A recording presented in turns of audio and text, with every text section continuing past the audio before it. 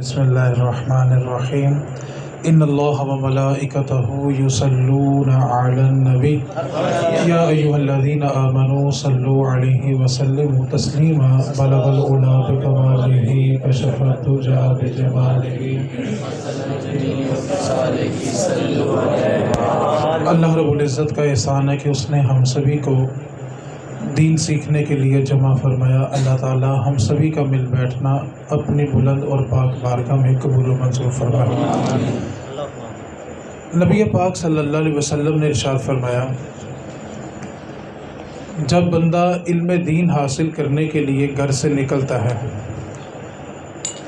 دنیا میں جو سب سے بڑا پروٹوکول ہے جو آج بھی یورپ میں دیا جاتا ہے وہ یہ ہے کہ وہ اپنے مہمان کے قدموں میں سرخ رنگ کا قلین بچھاتے ہیں۔ یہ دنیا میں سب سے بڑا اعزاز ایک پروٹوکول ہوتا ہے۔ اس سے بڑا پروٹوکول آج تک دنیا میں کسی کو نہیں دیا گیا، یعنی جس کی انہوں نے بڑی عزت کرنی ہو تو سرخ رنگ کا قلین اس کے قدموں میں بچھاتے ہیں۔ آپ علم دین سیکھنے والے کا پروٹوکول سنیں۔ میرے نبی پاک صلی اللہ علیہ وسلم نے فرمایا، جب بندہ علم دین حاصل کرنے کے لیے ابھی اپنے گھر سے نکلتا ہے، اللہ کے نورانی فرشتے اپنے پر اس کے قدموں کے نیچے بچھاتے ہیں۔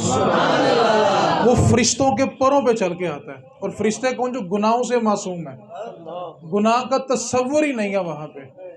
آپ بڑی تھوڑی سی توجہ کریں، آپ نے کبھی یہ نہیں دیکھا ہوگا کہ ریاضی پڑھنے والا ایسے جھوم رہا، 2 دونی 4 2 3 6، کبھی دیکھا آپ نے؟ انگلش پڑھنے والا، a reformer is one who brings about reform in a society۔ English پڑھنے والا کوئی جھومتا نہیں ہے، بایو پڑھنے والا، کیمسٹری پڑھنے والا، میتھمیٹک پڑھنے والا نہیں پوچھتا۔ جھومتا کون ہے؟ الرحمن علم القرآن خلق الانسان علم البیان، ایسا ہی ہے۔ اب قرآن پڑھنے والا کیوں جھوم رہا، باقی کیوں نہیں جھومتے؟ اصل بات یہ ہے کہ میرے نبی نے فرمایا کہ وہ فرشتوں کے پروں پہ بیٹھ کے قرآن پڑھ رہا ہوتا ہے۔ جیسے جیسے فرشتوں کے پر ہلتے ہیں، اوپر بیٹھنے والا حافظ قرآن بھی ہل رہا ہوتا ہے۔ یہ دنیا میں پروٹوکول ہے، ابھی آخرت کی بات نہیں ہوئی۔ اور میرے نبی پاک نے فرمایا کہ جو بندہ ساری زندگی علم حاصل کرے اور پیاس نہ بجھے، یعنی پڑھاتے پڑھاتے یا پڑھتے پڑھتے وہ چلا گیا لیکن پیاس نہیں بجھی، میرے نبی پاک نے فرمایا اللہ تعالیٰ اس کی قبر میں ایک فرشتہ مقرر کرتا ہے کہ یہ میرا بندہ علم دین پڑھانے کا شوق رکھتا ہے، تو اس کی قبر میں جا اور جا کے مصطفیٰ کا دین پڑھ کے آ۔ اور اگر اس کو پڑھنے کا شوق ہو تو فرشتہ بطور استاد آتا ہے کہ اس کو اور علم دین پڑھا۔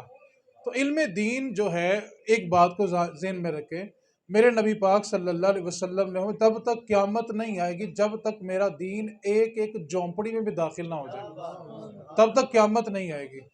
اصل میں آج مجھے اہل خانہ کی طرف سے جن باتوں پہ گفتگو کرنے کا حکم ہے وہ ہے نماز کے متعلق، نماز کے کچھ مسائل جس میں عمومی طور پہ غلطی پائی جاتی ہے۔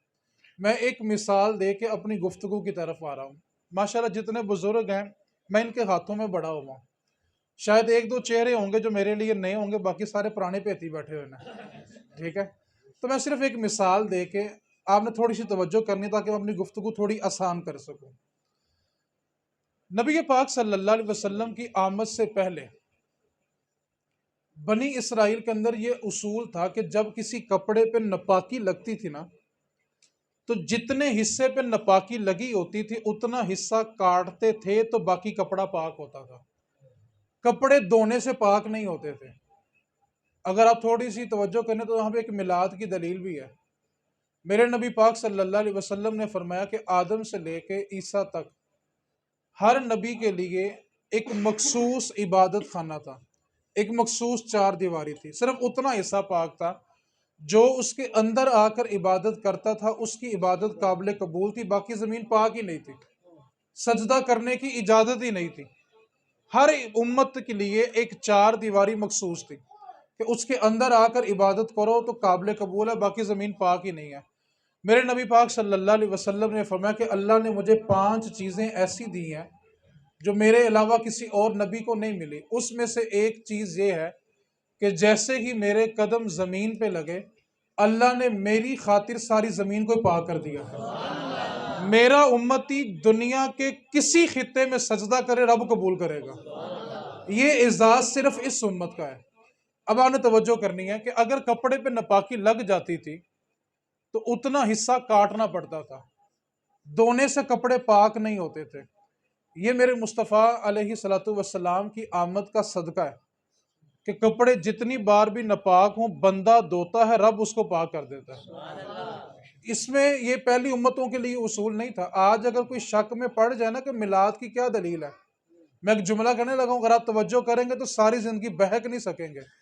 آپ اس سے پوچھیں کہ بھی تم جس جگہ چاہو مسجد بناؤ تو بنا سکتے ہو، تو کہے گا ہاں بھی ساری زمین پاک ہے، جہاں جی چاہے گا مسجد بنائیں گے۔ تو اس سے صرف آپ نے ایک جملہ پوچھنا ہے، یار یہ ساری زمین پاک کس دن ہوئی تھی؟ آپ نے توجہ نہیں فرمائی۔ ہم جہاں چاہیں مسجد ہے، اس سے صرف اتنا پوچھنا، یار یہ جو زمین پاک ہوئی ہے کب ہوئی تھی؟ وہ ایک ہی کہے گا، یار جس دن حضور آئے تھے۔ اس کو کہو یار تجھے تو اپنا سجدہ ثابت کرنے کے لیے بھی کہنا پڑے گا حضور آ گئے ہیں۔ اگر حضور نہ ہوتے تو یہ مسجدیں کیسے بنتی؟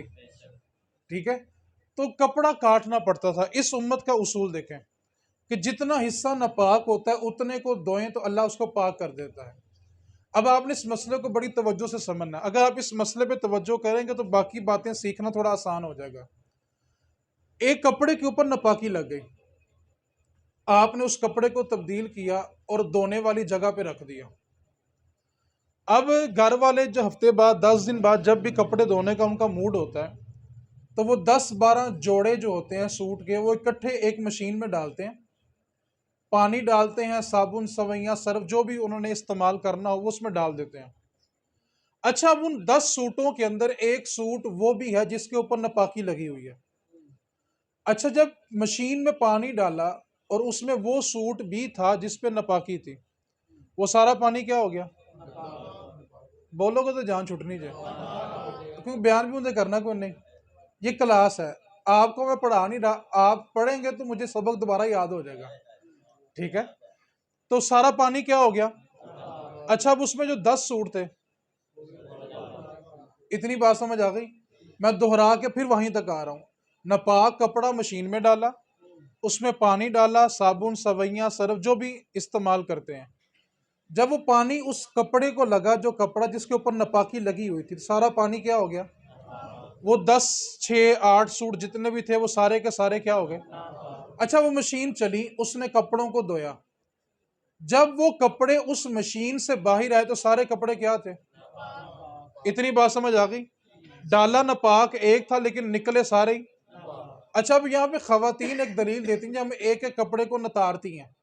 اب نتارنے کا طریقہ دیکھیں، نیچے ایک ٹپ یا بالٹی رکھی ہوتی ہے، نلکا کھلا ہوتا ہے، پانی اس بالٹی میں یا ٹپ میں جمع ہو رہا ہے، مشین سے نکلنے والے سارے کپڑے کیا تھے؟ اچھا، ہم نے پہلا کپڑا اٹھایا اور اس بالٹی میں ڈالا نتارنے کے لیے، جیسے ہی وہ کپڑا اس بالٹی میں گیا، اسی میں اگلا کپڑا، اسی میں اگلا کپڑا، اسی میں اگلا کپڑا، جتنی مرضی مایا لگا لیں، جتنی مرضی نمازیں پڑھ لیں، نمازیں ہو جائیں گی؟ نماز کی شرائط میں یہ شرط ہے، جب تک آپ کا لباس، جسم اور جگہ پاک نہ ہو نماز شروع ہی نہیں ہوتی۔ قبول ہونا نہ ہونا مسئلہ بعد کا ہوتا ہے، نماز شروع ہی نہیں ہوتی۔ آپ نے کپڑا ناپاک ایک ڈالا تھا، کپڑا آپ نے اس میں ایک ڈالا تھا، لیکن دھلنے کے بعد سارے کپڑے کیا ہو گئے؟ نتارنے کے بعد سارے کپڑے کیا ہو گئے؟ آپ اس کو مایا لگائیں، اچھی طرح استری کریں، اس کے بعد نماز کے لیے پہلی صف میں جا کے بیٹھ جائیں، نماز ہو جائے گی؟ اب میں ایک جملہ بولنے لگا، فتویٰ نہیں لگا رہا، صرف احساس کے طور پہ، اپنے لیے بھی آپ کے لیے بھی ایک مثال دینے لگا ہوں۔ آپ تصور کریں ہمارے گھروں میں 15 سال سے 20 سال سے کپڑے اسی طرح دھل رہے ہیں، اور جو 20 سال سے نمازی ہے، میں فتویٰ نہیں دے رہا، وہ اپنی 20 سال کی نمازوں کی فکر کرے۔ صرف ایک چھوٹی سی غلطی، وہ تصور کرے کہ اگر قیامت والے دن اس کو یہ پتا چلے کہ میری 20 سال کی 30 سال کی نمازیں میرے منہ پہ پڑی ہیں، میری تو نماز ہوئی نہیں تھی، بتائیں علم دین سیکھنا ضروری ہے کہ نہیں ہے؟ ایک چھوٹی سی غلطی آپ کی نماز نہیں ہونے دی، چلے آپ نے تو سیکھ لیا، اب ہم نے شرم کے مارے گھر جا کے بتانا ہی نہیں ہے، آپ نے تو کپڑے پاک کر کے رکھ لیے، ایک گھر کے فرد نے بھی اپنے کپڑے اس میں ناپاک رکھے تو جتنے کپڑے اس کے ساتھ دھلیں گے سارے کپڑے کیا ہوں گے؟ اب اس کا طریقہ کار کیا ہے؟ جتنے کپڑے کے حصے پہ ناپاکی لگی ہے اتنے حصے کو پانی بہا کے اس کو اپنی طاقت سے نچوڑ دیں، جب آخری قطرہ ٹپک جائے گا تو وہ کپڑا پاک ہو جائے گا. جتنے حصے پہ صرف ناپاکی ہے اتنے کپڑے کو دھوئیں اور اس کو پھر دھونے والی جگہ پہ رکھ دیں. پھر اس کے ساتھ جتنے بھی کپڑے دھلیں گے سارے پاک ہوں گے.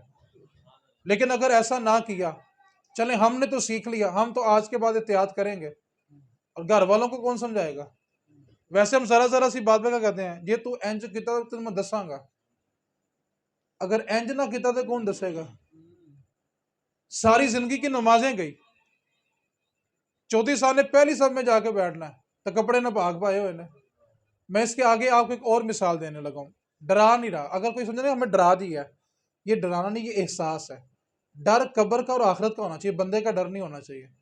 ڈرائی کلین کی جو مشین ہوتی ہے نا، جہاں پہ کپڑے ڈرائی کلین ہم دے کے آتے ہیں، وہ کم از کم اس کمرے سے بڑی مشین ہوتی ہے، جس میں کم از کم ایک وقت میں 80 سے 100 سوٹ اکٹھا ڈالا جاتا ہے. اب 100 سوٹ انہوں نے ڈال دیا، اس میں وہ کیمیکل استعمال کرتے ہیں، صابن استعمال کرتے ہیں. آپ مجھے ایک بات بتائیں، 100 سوٹوں میں سے ایک بھی نہ پاک ہوا؟ نماز تو ابھی شروع ہی نہیں کی. پہلے تو نماز شروع کرنے کی باتیں سیکھیں کہ نماز شروع کیسے ہوتی ہے. آج تک تو ہمارا لباس ہی پاک نہیں ہوا.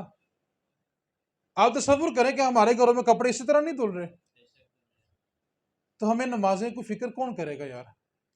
زندگی بیت گئی، داڑیاں سفید ہو گئی، جن کی سفیدی کی طرف جا رہی ہیں. میرے بھائی اگر علم دین نہیں نہ سیکھیں گے تو ایک بات کو یاد رکھیں، میرے نبی پاک نے قیامت والے دن یہ عذر قبول نہیں ہوگا کہ مجھے پتہ نہیں تھا. ایک تو عبادت نہ کرنے کا گناہ اور ایک علم نہ سیکھنے کا گناہ. کیونکہ طالب العلم فریضۃ علی کل مسلم و مسلمۃ، دین کا بنیادی علم حاصل کرنا ہر مسلمان مرد اور عورت کے لیے فرض ہے. یہ عذر قیامت والے دن نہیں چلے گا کہ مجھے علم نہیں تھا. سوال یہ ہے کہ کیوں علم نہیں تھا؟ اپنا مطلب ہو تو ہم اس چیز کے بارے میں پوری تحقیق کرتے ہیں، 10 لوگوں سے مشورہ کرتے ہیں کہ یار میں یہ چیز خریدوں کہ نہ خریدوں. اور میرے نبی کا دین اتنا لوارس تو نہیں ہے نا کہ جیسا جی چاہے ہم ویسا عمل کر لیں. تو سب سے پہلی بات ہم یہ ذہن میں رکھیں کہ جب تک ہمارا لباس پاک نہیں نہ ہوگا تب تک ہماری نماز شروع نہیں ہوگی. اب اس کے بعد دوسرا مسئلہ جو عموماً ہر بندے کے ساتھ پیش آتا ہے، میں اس کی وضاحت کر کے پھر جو مجھے حکم ہے نماز کی طرف آنے کا وہ ہے. اکثر ایسا ہوتا ہے کہ ہم نے اپنے بدن کے غیر ضروری بال صاف کرنے ہوتے ہیں اور غسل کی حاجت بھی ہوتی ہے. اب بعض لوگ اس پریشانی میں ہوتے ہیں کہ پہلے غیر ضروری بالوں کو صاف کریں یا پہلے غسل کریں. تو اب اس میں دو چیزیں ہیں. اگر تو پہلے غسل کر لیتے ہیں، بعد میں بالوں کی صفائی کی دوبارہ پھر نہانا پڑے گا. اور اگر پہلے بالوں کو صاف کر لیں تو وہ ناپاکی کی حالت میں جسم سے جدا ہوں گے، جو کہ جائز ہی نہیں ہے کہ آپ نے اپنے بدن سے ایک چیز جدا کی اور ناپاکی کی حالت میں کر دی.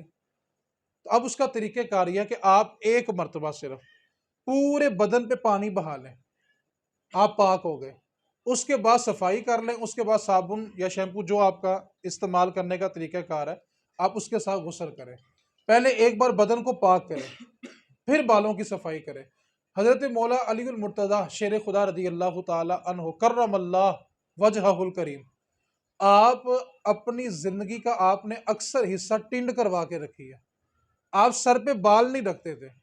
تو ایک دن ایک شخص نے کہا امیر المومنین مولا علی آپ سر پہ بال کیوں نہیں رکھتے؟ تو فرمانے لگے کہ میرے نبی پاک صلی اللہ علیہ وسلم نے فرمایا کہ جب بندے کو غسل کی حاجت ہوتی ہے تو سب سے زیادہ ناپاکی سر کے بالوں کی جڑوں میں ہوتی ہے. اور علی اس خوف سے سر پہ بال نہیں رکھتا کہ علی کو غسل کی حاجت ہو تو کوئی بال کی جڑ خشک نہ رہ جائے. ایک بال دیکھیں کتنا بریک بال ہے، اس کی نوک کتنی بریک ہے، پورے بدن سے اتنا حصہ بھی خشک رہ گیا، اس کا غسل ہی نہیں ہوا. میں آپ کو اس سے اگلی مثال دوں تو آپ حیرانگی میں ڈوب جائیں گے. ایک بندے کا داڑوں میں روٹی کے جو ذرے ہوتے ہیں اس کے پھنسنے کی عادت ہوتی ہے. بعض اوقات روٹی کے کچھ ذرات جو ہوتے ہیں وہ دانتوں کے درمیان پھنس جاتے ہیں. اب ایک بندے نے جا کے کلی کی غسل کے لیے، اب وہ جو روٹی کا ٹکڑا ہے وہ دانتوں کے درمیان کیا ہے، اس نے پانی نیچے لگنے دیا، سارا غسل ہو گیا، بندہ ناپاک ہے، کیونکہ کلی کرنا غسل میں فرض ہے. جب تک وہ روٹی کا ٹکڑا نکال کے دانتوں کی جڑیں تر نہیں ہوگی بندہ پاک ہی نہیں ہوگا. اس کے بعد اگلا مسئلہ بھی دیکھیں، ہم غسل کے وقت پانی ناک میں چڑھاتے ہیں، 3 بار چڑھانے کے بعد ناک کی صفائی کرتے ہیں۔ آپ اس جملے پہ توجہ کریں، جب 3 بار پانی چڑھایا، جو گندگی ناک میں پھنسی ہوئی تھی اس نے پانی اوپر، ہم نے 3 بار چڑھا لیا، چوتھی بار اس کے بعد اس کو صاف کیا، اور صاف کرنے کے بعد نہیں چڑھایا۔ جب پہلے 3 بار چڑھایا تھا پانی، اس نے تو پانی اوپر جانے نہیں دیا، ناک کے اندر جو بال تھے، جو نرم ہڈی، وہ تو خشک رہ گئی، کیونکہ گندگی نے وہ رستہ بلاک کیا ہوا تھا، اور گندگی صاف کرنے کے بعد دوبارہ پانی استعمال ہی نہیں کیا، تو بندہ تو پاک ہی نہیں ہوا۔ آپ تصور کریں، میرے نبی پاک صلی اللہ علیہ وسلم نے فرمایا بندہ ساری زندگی، اپنی زندگی میں جہاں جہاں سجدہ کرے گا نا، وہ ساری زمین قیامت والے دن جمع کی جائے گی، اور وہ زمین اللہ کی بارگاہ میں گواہی دے گی، مالک و مولا اس بندے نے میرے اوپر سجدہ کیا، میں سفارش کرتی ہوں اس کی بخشش فرما۔ یہ زمین اس بندے کے حق میں گواہی دے گی جس نے اس پہ سجدہ کیا ہوگا۔ اگلا سوال بھی سوچیں، یہ زمین کس کے لیے پاک ہوئی تھی؟ اس امت کے لیے۔ نبی پاک نے کیا فرمایا تھا کہ اللہ نے مجھے 5 چیزیں ایسی دی ہیں جو مجھ سے پہلے کسی اور نبی کو، اس میں سے ایک کیا تھی کہ جیسے میرے قدم زمین پہ لگے، اللہ نے میری امت کے لیے ساری زمین پاک کر دی۔ اب جو بندہ جہاں جہاں ناپاکی کی حالت میں قدم لگائے گا نا، وہ زمین کہے گی مالک و مولا تو نے تو مجھے اس امت کے لیے پاک کیا تھا، اور یہی امت مجھ پہ ناپاکی کی حالت میں چلتی رہی۔ شریعت کا حکم بلا کہ اگر آپ اونچی جگہ بیٹھے ہیں اور غسل کی حاجت ہو گئی ہے نا، تو اپنے پاؤں پہ شاپر لپیٹیں، کپڑا باندھیں، پھر زمین پہ قدم رکھیں، اپنا ناپاک قدم بھی پاک زمین پہ نہ رکھیں، جلد از جلد غسل کے لیے پہنچیں کہ قیامت والے دن وہ زمین آپ کے خلاف گواہی نہ دے۔ تو یہ صرف میں نے چند ایک بنیادی باتیں ذکر کی ہیں غسل کے حوالے سے، بہت کثیر مسائل ہیں غسل کے۔ جب تک بندے کا وضو نہیں ہوگا، غسل نہیں ہوگا، نماز شروع نہیں ہوگی۔ اگر صرف بندہ وضو پہ بات کرے تو اس کے لیے کم از کم 4-5 نشستیں چاہیے، ٹھیک ہے؟ تو میں صرف چند ایک بنیادی باتیں آپ کو گوش گزار کر دیتا ہوں، آپ نے سبق یاد کرنا تو پھر یاد رہے گا، ٹھیک ہے؟ وضو میں 4 باتیں فرض ہیں۔ کتنی فرض ہیں جی؟ پھر بولیں، پھر بولیں، بڑوں کے تو جان چھٹاں گا۔ کتنی باتیں فرض ہیں؟ 4۔ سب سے پہلی بات چہرہ دھونا، پہلا فرض کیا ہے؟ پھر بولیں، چہرہ دھونا۔ نمبر 2، اپنے دونوں بازو کونیوں سمیت دھونا، دونوں بازو، دونوں بازو، پہلا فرض کیا ہے؟ نمبر 2، لوگ انگوٹھی کا استعمال کرتے ہیں، اور بعض اوقات انگوٹھی اتنی سخت ہوتی ہے کہ اپنی جگہ سے حرکت نہیں کرتی، اور ساری زندگی نہیں کرتی۔ اب جتنے حصے پہ انگوٹھی ہے اس کے نیچے پانی نہیں لگا، وضو ہوا؟ اور اگر غسل کی حاجت تھی تو غسل ہوا؟ تو ساری زندگی تصور کریں۔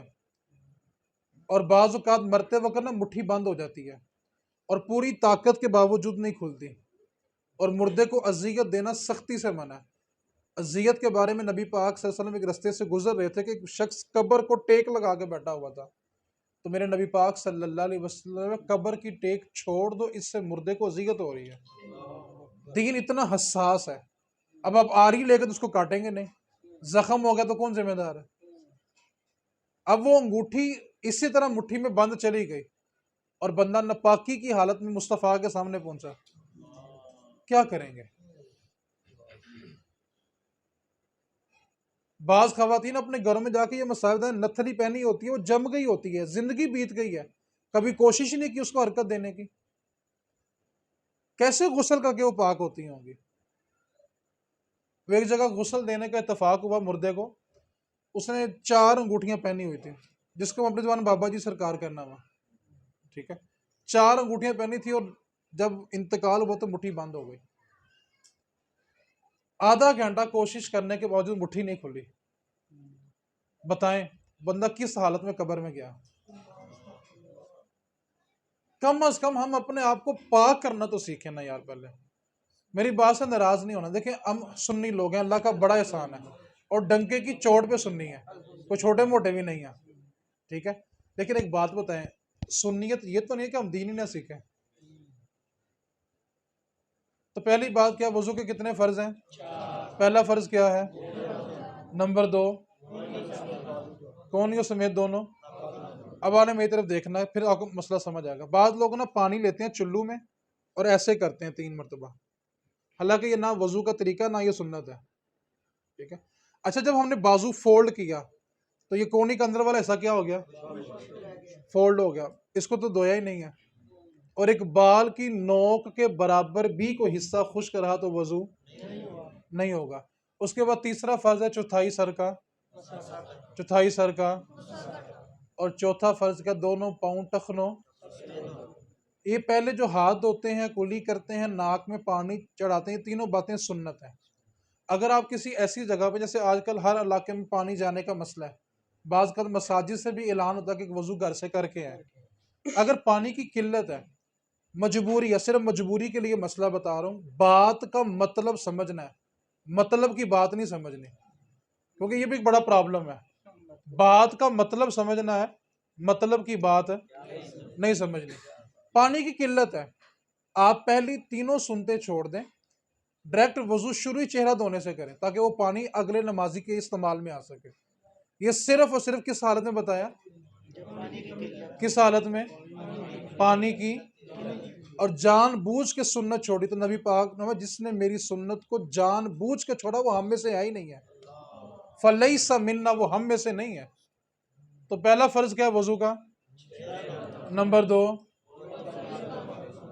نمبر 3، نمبر 4، جڑے نہیں بولے پھر بولو گے۔ تو کتنے فرض ہیں وضو کے؟ پہلا فرض کیا ہے؟ Number 2، number 3، number 4۔ اچھا، اب وہ باتیں جن سے وضو ٹوٹ جاتا ہے وہ شروع کر لیں کہ نماز ہی شروع کر لیں؟ کیا خیال ہے جی؟ جن چیزوں سے وضو ٹوٹ جاتا ہے پہلے ہم ان کو سمجھیں۔ سب سے پہلی چیز میں 2 لفظوں میں مسئلہ سمجھاتا ہوں، دونوں شرم گاہوں سے کچھ بھی نکلے وضو ٹوٹ جائے گا۔ کیا بولا میں نے؟ شرم نہیں ہونی چاہیے، ہمارا نقصان بھی اسی لیے کہ ہم نے شرم ہی کی ہے، اور ابھی بے تکے نعرے مارنے لتا بابا چوکے تو سارے ماریں گے، اور نبی پاک کا دین ہے یار۔ دونوں شرم گاہوں سے کچھ بھی نکلے وہ وضو۔ نمبر 2، بے ہوش ہونے سے وضو ٹوٹ جاتا ہے۔ نمبر 2، نمبر 3، جنون طاری ہونے سے، بندہ پاگل نہیں ہو جاتا، جنون طاری ہو جاتا، اس سے بھی وضو۔ نمبر 4، کہہ آنے سے، منہ بر کہہ، منہ بر کہہ اس کو کہتے ہیں جس کو انسان طاقت کے باوجود روکنا بھی چاہے تو روک نہ سکے، منہ بر کہہ کرنے سے بھی وضو ٹوٹ جاتا ہے۔ آخری مسئلہ جو ہمیں عموماً پیش آتا ہے، جسم سے خون نکلا یا پیپ نکلی، بعض اوقات صرف رگڑ لگتی ہے، خون نظر آتا ہے لیکن وہ بہتا نہیں ہے۔ جب خون یا پیپ نکلے اور اپنی جگہ سے بہہ جائے تو وضو ٹوٹے گا، اگر بہا نہیں تو ٹوٹے گا نہیں، صرف وہیں پہ نکلا، وہیں پہ نظر آ رہا ہے، اس سے آگے تجاوز نہیں کر رہا، بہہ نہیں رہا تو وضو۔ لیکن اگر وہ اپنی جگہ سے نکل کر بہا ہے تو پھر وضو ٹوٹے گا۔ سمجھ تو نہیں آگی بات؟ کیا کہا ہے میں نے؟ خون یا پیپ اپنی جگہ سے نکل کر بہہ جائے تو وضو، اگر بہا نہیں تو وضو ٹوٹے گا۔ آخری بات، رکوع اور سجدے والی نماز میں، کون سی نماز میں؟ کس نماز میں رکوع سجدہ نہیں ہوتا؟ نمازیں، اس کے علاوہ کوئی بھی نماز ہو اس میں کہکا لگانے سے نماز تو ٹوٹتی ہی ٹوٹتی ہے، وضو بھی ٹوٹ جاتا ہے۔ نبی پاک صلی اللہ علیہ وسلم کی بارگاہ میں ایک شخص ایسا جس نے نماز میں کہکا لگا لیا، تو نبی پاک نے فرمایا کہ اپنی نماز بھی لٹاؤ، اپنا وضو بھی لٹاؤ۔ تو رکوع اور سجدے والی نماز میں کہکا لگانے سے نماز تو ٹوٹتی ہی ٹوٹتی ہے، ساتھ اس کا وضو بھی ٹوٹ جاتا ہے۔ یہ چند ایک بنیادی باتیں ہیں، اس کو ذہن نشین رکھیں۔ میں صرف نماز کی جو 6 شرائط ہیں، شرط کا مطلب کیا ہوتا ہے پہلے اس کو سمجھ لیں، جس کے بغیر کوئی بھی عبادت شروع ہی نہیں ہوتی۔ کیا کہا ہے؟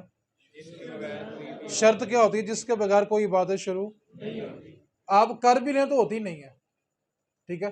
سب سے پہلی شرط نماز کے لیے 3 چیزوں کا پاک ہونا ضروری ہے۔ کس کس کا؟ جسم کا، لباس کا اور یہ تین چیزیں پاک ہوں گی تو یہ پاکی بنتی ہے۔ پہلی شرط کیا ہے؟ پاکی۔ اور پاکی میں کتنی چیزیں آتی ہیں؟ پہلی کیا ہے؟ جسم کا پاک ہونا، نمبر 2، اور نمبر 3 جس جگہ، ان تینوں چیزوں کا پاک ہونا، نمبر 2 قبلے کی طرف منہ ہونا، نمبر 2 کیا ہے؟ نمبر 3 نیت کرنا۔ پہلی شرط کیا ہے؟ جسم، جگہ اور لباس کا، number 2، number 3، number 1، number 2، number 3، number 1، number 2،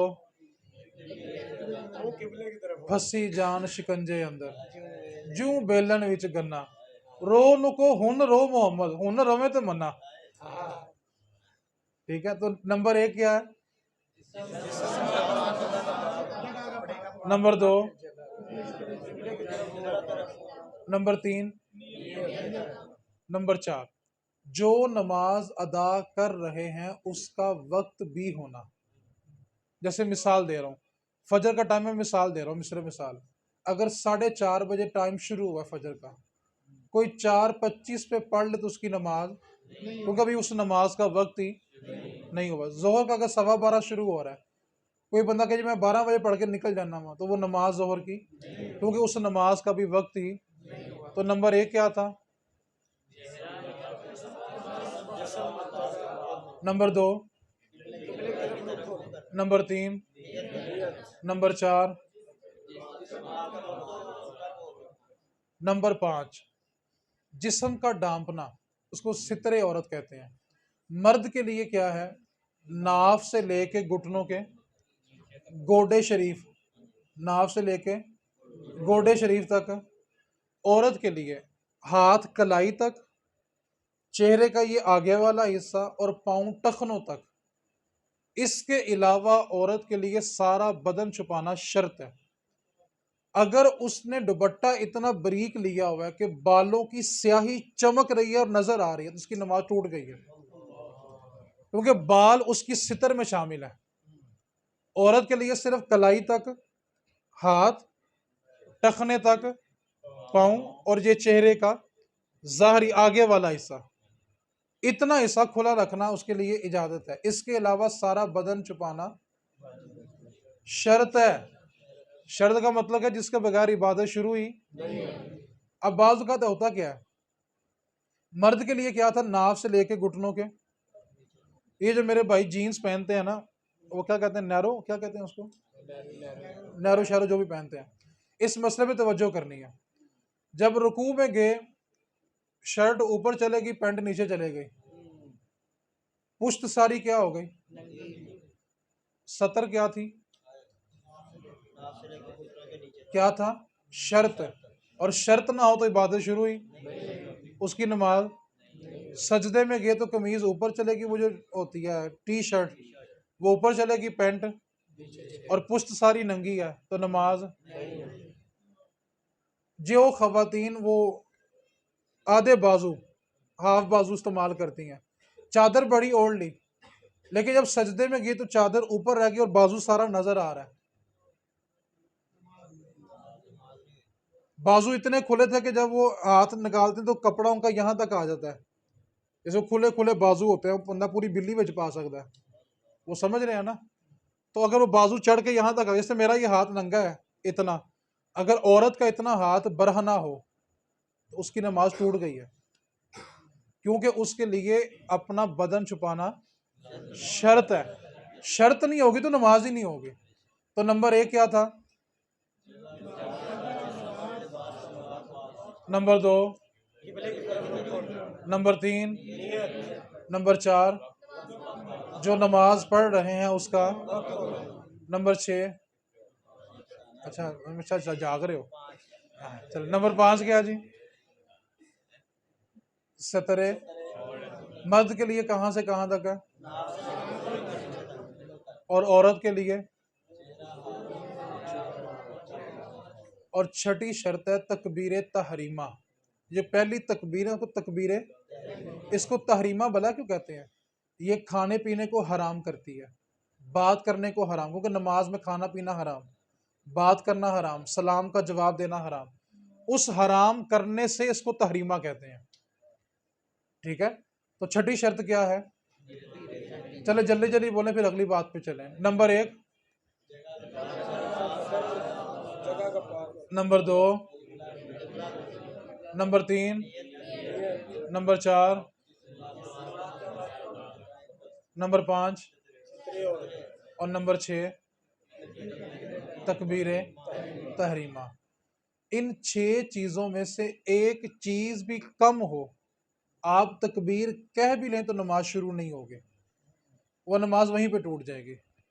ٹھیک ہے، ان 6 کی 6 چیزوں کا پورا ہونا شرط ہے، شرط نہیں ہوگی یہ وہ بھی نہیں ہے کہ سجدہ سہو کرنے سے ہو جائے گی، سجدہ سہو واجب چھوٹنے پہ ہوتا ہے، یہ شرط ہے، اور شرط کے بغیر کسی عبادت کا وجود ہی نہیں ہوتا۔ تو نماز کی کتنی شرائط ہیں؟ وضو کے کتنے فرائض ہیں؟ پہلا فرض کیا ہے؟ Number 2، number 3، number 4، number 5۔ ٹھیک ہو گیا۔ نماز کی کتنی شرائط ہیں؟ نمبر 1، نمبر 2، نمبر 3، نمبر 4، شاباش، نمبر 5 اور نمبر 6۔ تو یہ سارے پاس ہو جی۔ اتنی باتیں سمجھ آ گئی ہیں کہ مشکل ہے اس میں کوئی؟ آخری مسئلہ انشاءاللہ زندگی رہے تو پھر کبھی اسی پہ یہیں سے گفتگو۔ آخری مسئلہ،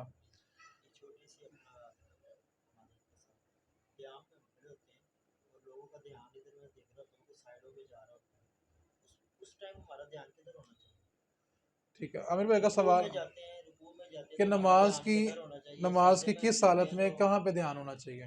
ٹھیک ہے، علماء نے لکھا ہے کہ جو نماز کی حالت میں اوپر دیکھے دائیں بائیں دیکھے اس کی بینائی چھن جانے کا خوف ہوتا ہے، کہ اللہ اس بندے یعنی اللہ کی بارگاہ میں کھڑا ہو کے اس کو نہیں دیکھ رہا، ادھر تو دیکھ رہا ہے۔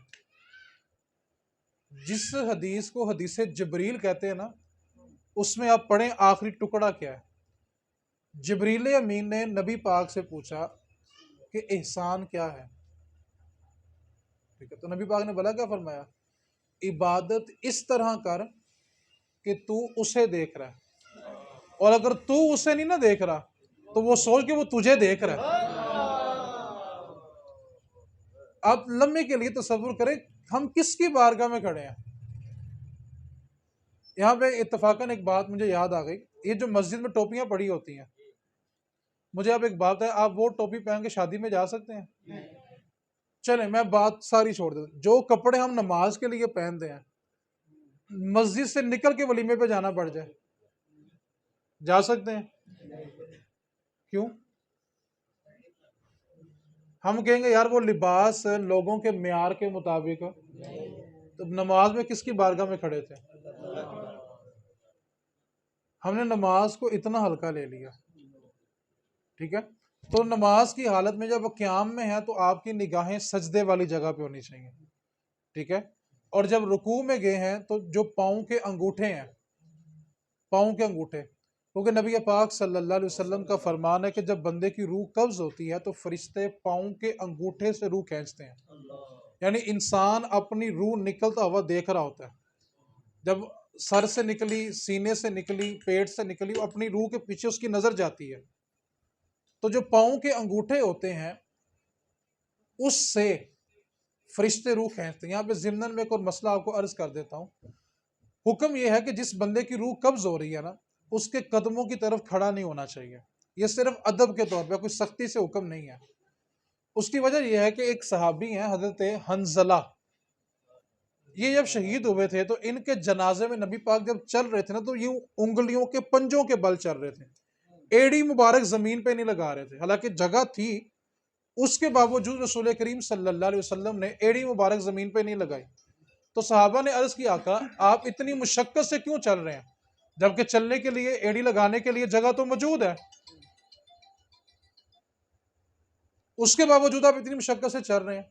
تو میرے نبی پاک صلی اللہ علیہ وسلم نے فرمایا کہ صحابہ، اللہ نے حنظلہ کے جنازے میں اتنے فرشتے بھیجے ہوئے ہیں کہ زمین پہ پاؤں رکھنے کی جگہ ہی نہیں ہے. تو فرشتوں سے حیا میرے نبی پاک نے سکھائی ہے. اور جس بندے کی روح قبض ہو رہی ہوتی ہے، اس کی قدموں کی طرف سے جو ہے وہ فرشتے آتے ہیں اس کی روح قبض کرنے کے لیے. اس لیے ادب یہ ہے، ادب کہ اس کے قدموں کی طرف کھڑے فرشتوں کے لیے جگہ بنائے. ٹھیک ہے، اگر کوئی کھڑا تو سختی بھی نہیں کرنی. تو رکوع کی حالت میں ہماری نظریں پاؤں کے انگوٹھوں پہ ہوں کہ یہاں سے ہماری روح نکلنی ہے.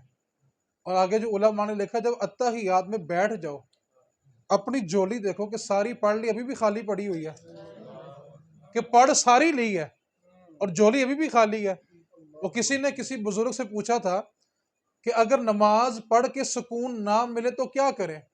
کہنے لگے نماز سکون سے پڑھو. اگر نماز پڑھ کے سکون نہیں نہ ملا تو پھر نماز کو سکون سے پڑھو، پھر سکون مل جائے گا. ٹھیک ہے. تو آخری مسئلہ جو میں نے بیان کرنا تھا وہ یہ تھا کہ اکثر موبائل فون پر فون آ جاتا ہے نماز کی حالت میں.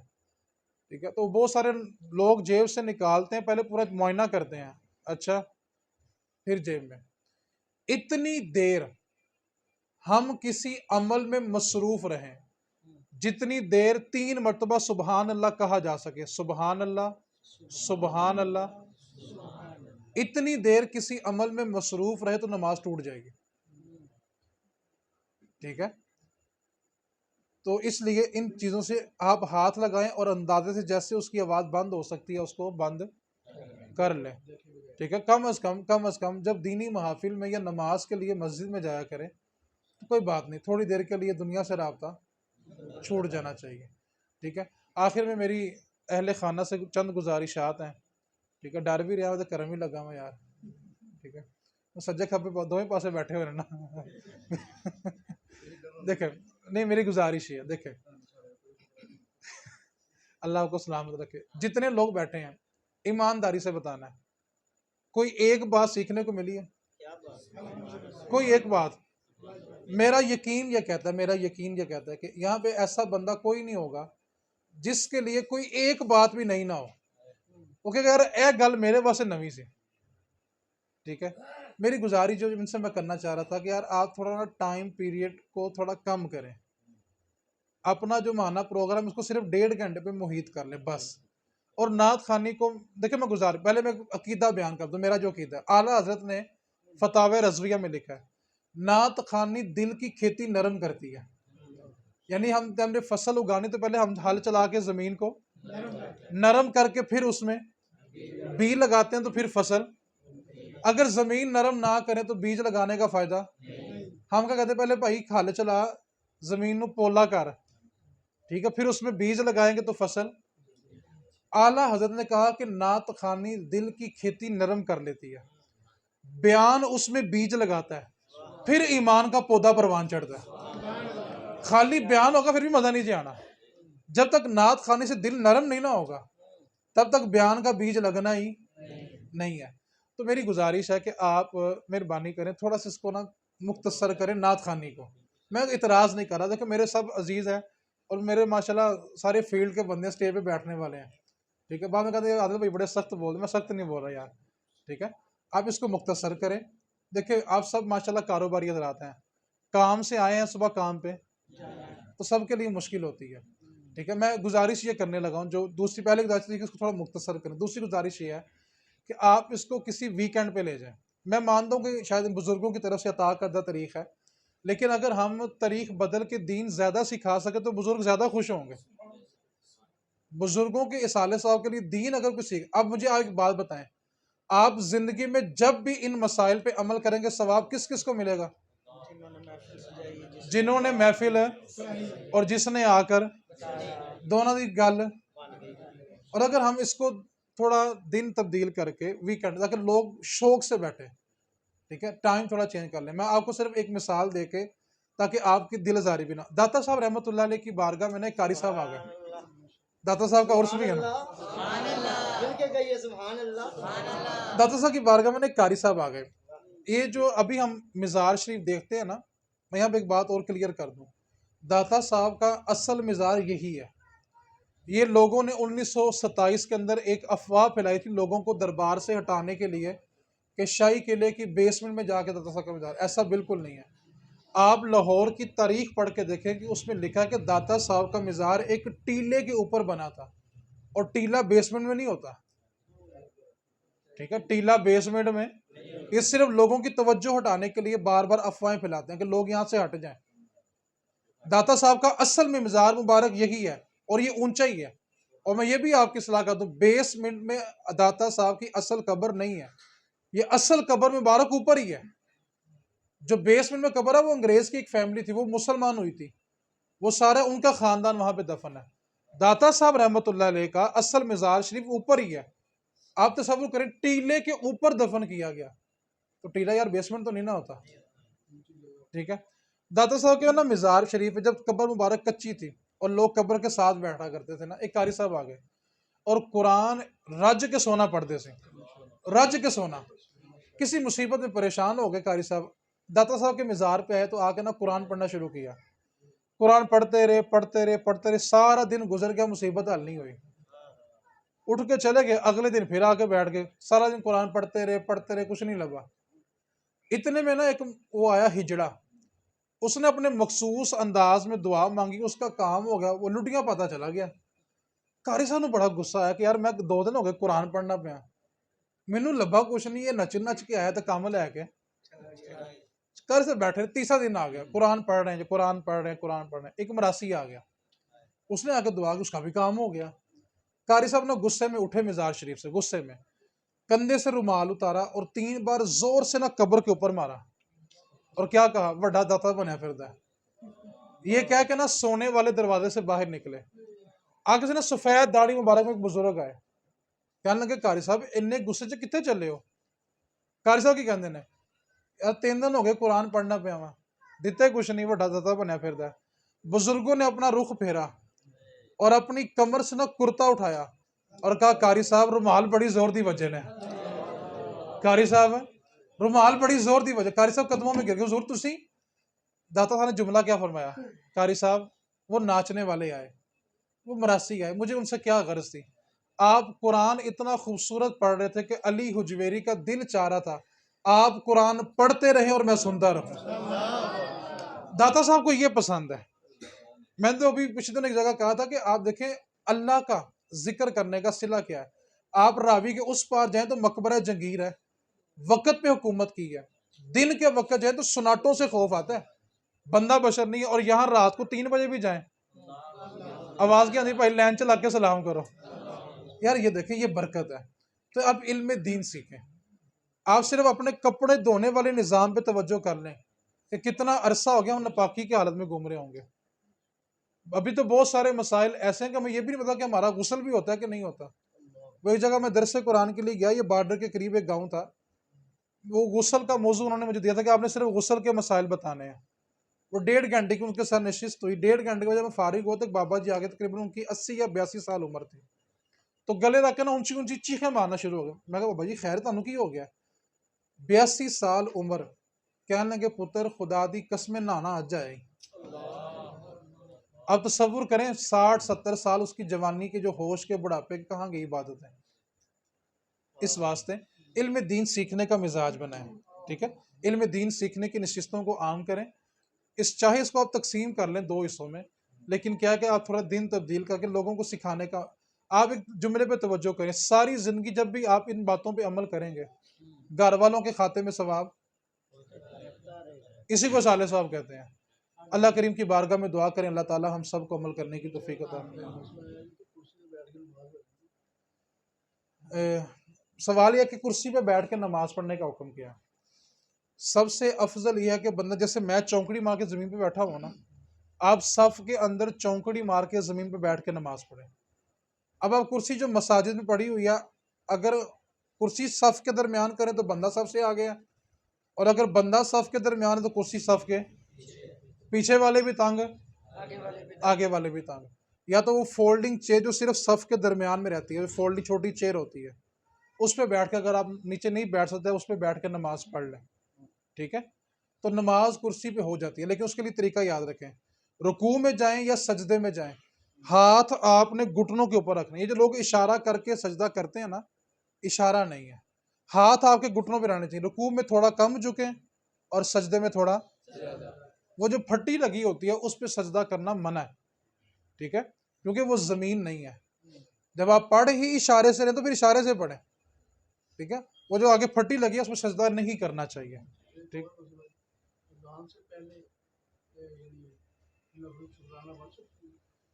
جی اذان سے پہلے، جی اذان کے بعد بھی شکرانے کے نفل بھی ہوتے ہیں، اور تحیت الوضو بھی ہوتے ہیں، اور تحیت المسجد بھی ہوتے ہیں. ٹھیک ہے، 2 نفل وضو کے ہوتے ہیں، 2 نفل مسجد میں داخل ہونے کے ہوتے ہیں. وہ بھی آپ پڑھ سکتے ہیں. جی پڑھ سکتے ہیں، جی پڑھ سکتے ہیں. اور کسی بھائی کا کوئی سوال ہو تو کر لو. ہاتھ پہ اگر آپ نے وضو کا مسئلہ کرنا، ہاتھ پہ پٹی ہوئی ہے، مجبوری ہے، اس کا کیا حکم؟ اس کے اوپر مسح کریں گے، یعنی دوسرا ہاتھ گیلا کر کے تو اس پٹی کے اوپر پھیر لیں گے. بس جتنے سے بھی پٹی ہے اتنے سے بھی مسح کریں گے اور باقی کو آپ دھو لیں. قضا نمازوں کا صرف کلیہ سن لیں، آسانی ہو جائے گی. ایک بندے کی عمر ہے 40 سال. یہ بولیں گے تو کلیہ ساری زندگی یاد ہے. کتنی عمر ہے؟ نابالغ ہونے کے 15 سال نکال لیں. اگر کچھ کو پتا کہ میں 12 سال کی عمر میں ہوتا، 13 میں، اگر پتا ہے تو پھر اتنے سال ہی مائنس کرنے ہیں. ایک بندے کو یقین ہے جی میں 13 سال کی عمر بالغ ہوا تھا، تو کتنے سال مائنس کرے گا؟ ایک بندے کو پتا کہ میں 14 میں ہوا تو 14. جس کو کنفرم نہیں ہے وہ 15 سال نابالغ ہونے کے، کیونکہ نابالغ پہ نماز فرض ہی نہیں ہے. 40 میں سے 15 نکالے، باقی کتنے؟ اب وہ کہتا ہے یار میں 10 سال سے نماز پڑھ رہا ہوں، 10 سال وہ بھی نکال دیں، باقی کتنے پڑھ جائیں؟ 15 سال کی نمازیں وہ قضا کرے گا. ٹھیک ہے، ہر نماز کے ساتھ ایک نماز پڑھ لے، 2 پڑھ لے، جتنا وقت اتنی پڑھ لے. اس میں مختصر نماز کیسے ہوتی ہے؟ ابھی جب آپ نماز کے مسائل پڑھیں گے نا آپ خود سمجھ آئے گی. اللہ اکبر کہہ کے الحمدللہ رب العالمین، رکوع میں تسبیح 1، سجدے میں تسبیح 1، التحیات عبدہ و رسولہ السلام علیکم ورحمۃ اللہ السلام، نماز پوری ہو گئی. اس کے آگے پیچھے جتنی چیزیں سب سنت ہیں. ٹھیک ہے، قیام کرنا فرض ہے، قرات کرنا فرض ہے، وہ آپ نے ادا کر لیا. رکوع میں جانا فرض ہے، تسبیح پڑھنا سنت ہے. اگر کوئی شخص رکوع میں گیا اس نے تسبیح 1 بھی نہیں پڑھی، اس کا رکوع ہو گیا. کیوں؟ رکوع کرنا فرض تھا، تسبیح پڑھنا سنت تھا. سنت چھوٹ بھی جائے تو نماز ہو جاتی ہے. تو قضا نماز کے بارے میں حکم یہ کہ جلد از جلد پڑھیں. اس لیے علماء نے طریقہ بتایا کہ جو فرائض اور واجبات ہیں وہ ادا کر کے نماز مکمل کر لیں، اس سے پہلے کہ روح قبض ہو جائے. اور جو قضا نمازیں ہیں اس میں صرف فرض پڑھے جائیں گے اور عشاء کے وتر پڑھے جائیں گے. قضا نمازوں میں صرف نماز کے فرائض پڑھے جائیں گے اور عشاء کے، اس کے علاوہ جو سنت اور نوافل وہ نہیں پڑھے. جی جی، عشاء کے وتر اور فرض دونوں. اور جو جن کے بڑے انتقال کر گئے ہیں، نمازوں کا فدیہ جو ہوتا ہے وہ مرنے کے بعد ہوتا ہے. بہت سارے لوگ، اب یہ بھی ٹرینڈ چل گیا، ابا جی نے 3 سال ہو گئے نماز چھڑ دی تو فدیہ دے دیے. فدیہ مرنے کے بعد ہوتا ہے. نماز کے حکم کیا؟ اشاروں سے پڑھو، آنکھوں کے اشاروں سے پڑھو. اگر ہاتھوں کا اشارہ نہیں تو آنکھوں کے اشارے سے نماز پڑھو. نماز کی معافی نہیں ہے. اب جن کے چلے گئے ہیں فدیہ کیسے؟ 1 دن کی 6 نمازیں ہیں. سوچ ہی نہیں پہ گئے. 6 نمازیں ہوتی ہیں میرے بھائی، فجر، ظہر، عصر، مغرب، عشاء، وتر. وتر واجب ہے. 6 نمازوں کا فدیہ روز دیں گے، اور 1 نماز کا فدیہ 1 صدقہ فطر ہوتا ہے. یعنی جتنا فطرانہ بنتا ہے اتنا 1 نماز کا فدیہ بنتا ہے. جس کے بزرگ چلے گئے ہیں اور وہ ان کی طرف سے فدیہ دینا چاہتا ہے تو 1 دن کی، بولو یار کچھ نہیں ہوتا یار، کتنی نمازیں ہیں؟ 6. اور 1 نماز کا فدیہ. اب فطرانہ کتنا؟ جو آٹا ہم اپنے گھر استعمال کرتے ہیں 2 کلو آٹا جتنے کا آتا ہے اتنا فطرانہ ہوتا ہے. اب کچھ لوگ ہیں وہ 70 روپے والا کلو کھاتے ہیں. ٹھیک ہے، مولوی 150 والا کھاندے ہوں گے. حساب ہی پھر اس حساب نہیں ہونا نا یار. ٹھیک ہے جی، نالے چوپڑیاں دے نالے. ٹھیک ہے، چلے. فطرانہ کتنا ہے؟ فطرانہ کتنا ہے؟ جو آٹا ہم اپنے گھر میں 2 کلو آٹا جتنے کا آئے گا اتنا، اور 1 نماز کا فدیہ بھی 1 فطرانہ. 6 نمازیں ہیں تو 6. اگر مثال 200 روپے بنتا ہے مثال کے طور پہ 1 فطرانہ، تو 6 نمازوں کا کتنا ہو گیا؟ 1200 روپیہ پر ڈے فدیہ ہوگا. اس دور میں اگر کوئی اپنے مرحومین کا، والدین کا، جو بھی عزیز چلے گئے فدیہ دینا چاہے تو ایک نماز کا فدیہ ایک فطرانہ، اور فطرانہ ہوتا کتنا ہے؟ 2 کلو آٹا۔ جی ہاں صاحب،